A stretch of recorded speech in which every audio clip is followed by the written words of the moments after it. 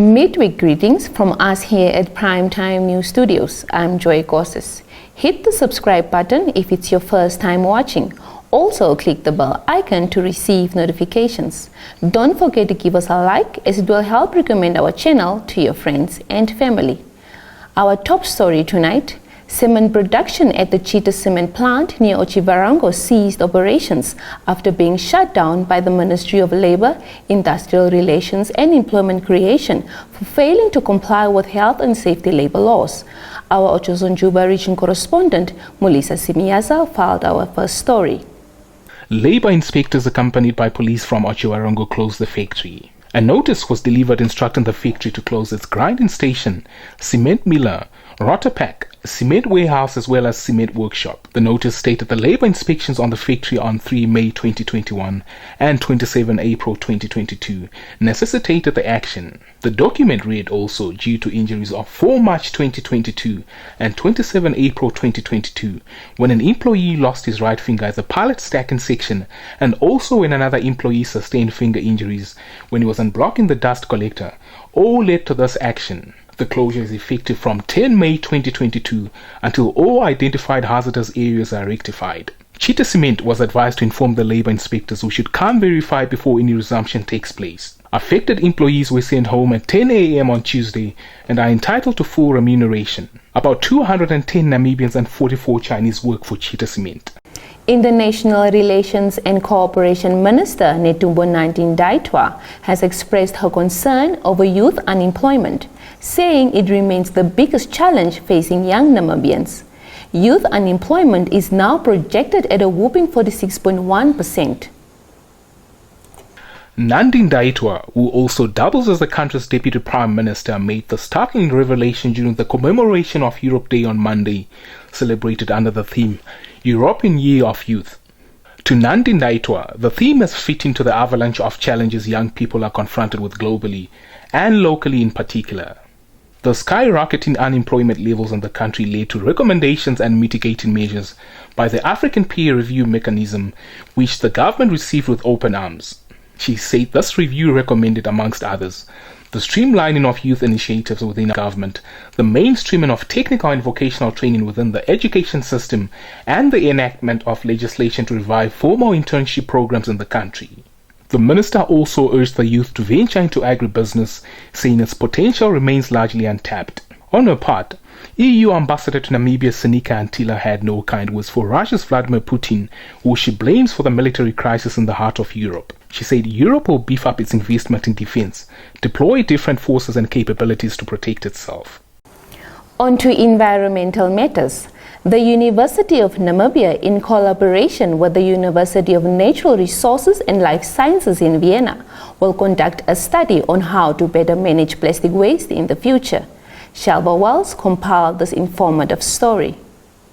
The grant-funded project, titled Assessment of Household Plastic Waste Handling in the City, was awarded in February 2022 and will investigate household waste management in both Vienna and Windhoek, with funding from Austria's Federal Ministry of Education, Science and Research for up to 2 years. The project hopes to begin collecting data in May 2022. Cedric Panduleni-Shohomeka, the head of UNAM's Department of Higher Education and Lifelong Learning and senior lecturer, stated in a press release on Tuesday that the study will provide potential solutions for better plastic waste management. He said understanding people's environmental footprints could be a model from which other Namibian institutions could extrapolate to raise awareness about the disposal and sustainable management of plastic waste, particularly household waste. In 2023, a waste management cinema will be held in Windhoek, where the project's findings will be presented and discussed with various stakeholders in preparation for implementation. Indeed, a noble initiative from both universities, as plastic pollution is a cause of great concern to our environment. We move to North Africa. The United Nations High Commissioner for Refugees on Tuesday welcomed the release of illegal migrants from detention in Libya's capital city, Tripoli. More on this story by Shinwa. The United Nations High Commissioner for Refugees in a statement said they welcome the decision by the authorities to authorize the transfer of 59 men, women and children out of Ain Zara Detention Center following the United Nations High Commissioner for Refugees advocacy with the Libyan authorities. The statement said the migrants were provided with medical aid, emergency cash and food assistance. It read the UN Refugee Agency will help the most vulnerable in finding temporary shelters. The United Nations High Commissioner also reiterated its call for the orderly release of all detained asylum seekers and refugees. Libya has been suffering insecurity and chaos since the fall of the late leader Muammar Gaddafi in 2011, making the North African country a preferred point of departure for illegal migrants who want to cross the Mediterranean Sea to European shores. When we return, South African President Cyril Ramaphosa calls for developmental space as the country addresses energy insecurity.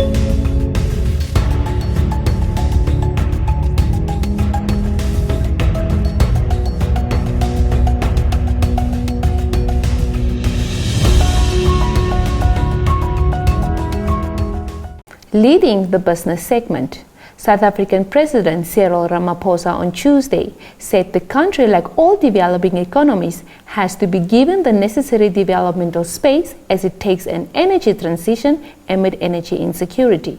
Shinwa brings us the details. Ramaphosa told Invest in African Mining Indaba taking place in Cape Town from Monday to Thursday that South Africa is exploring opportunities of the global energy transition and moving to future strategic metals such as copper, nickel, cobalt, and rare earths, as well as iron and platinum group metals and hydrogen economy. It must continue to expand the production of some of the minerals that have been the mainstay of its mining industry, which still have much demand. He noted that it's critical that the country's efforts for a low carbon future are both realistic and sustainable. The South African head of state added that African countries need to be able to explore and extract oil and gas in an environmentally responsible and sustainable manner, as they are important for energy security, social and economic development, and reducing energy poverty. Official figures showed that South Africa's mining industry registered a growth of 11.8% in 2021, the highest across all industries, and recovered production to almost pre-COVID levels last year. Investing in African Mining Indaba, which was said to be the largest African mining investment event, attracted thousands of attendees from governments, mining groups, and relevant players. Onto a rather controversial story. Advertisements for Adidas sports bras that featured women's bare breast have been banned for being likely to cause widespread offense. DPA has more on the story. A tweet posted in February showed the breasts of 20 women of various skin colors, shapes and sizes in a grid format and stated, "We believe women's breasts in all shapes and sizes deserve support and comfort, which is why our new sports bra range contains 43 styles so everyone can find the right fit for them." Two posters show similar cropped images of 62 and 64 women and stated, "The reasons we didn't make just one new sports bra." The Advertising Standards Authority received 24 complaints that the ads' use of nudity was gratuitous and objectified women by sexualizing them and reducing them to body parts. Some complaints also challenged whether the posters' ads were appropriate for display where they can be seen by children. Adidas UK said the images were intended to reflect and celebrate different shapes and sizes, illustrate diversity, and demonstrate why tailored support bras were important. Twitter said the post had been reported by some users but was not found to be in breach of its terms of service. We have reached the end of the top part. The sports news will follow after the economics roundup in the weather forecast.